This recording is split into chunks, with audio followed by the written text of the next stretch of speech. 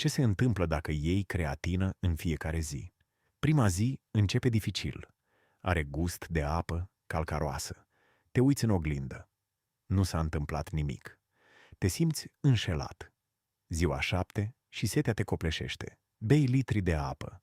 Cântarul crește cu 1,3 kg. Intri în panică, crezând că te-ai îngrășat. Nu te-ai îngrășat. Mușchii tăi sunt doar însetați, trăgând apă în celule ca un burete. Ziua 14, saturația atinge cote. Rezervele noastre de ATP sunt complet încărcate, inundându-ți corpul cu combustibil pentru avioane. La sală, acea greutate mare se simte mai ușoară. Oboseala nu te lovește. Pari mai mare pentru că ești mai mare. Ziua 30 nu e vorba doar de mușchi. Ceața mentală dispare.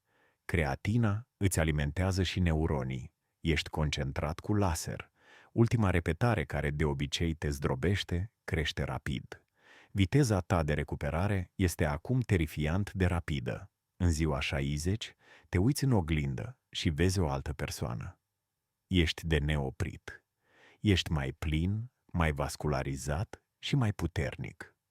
Nu doar ți-ai construit mușchi, ți-ai modernizat echipamentul biologic.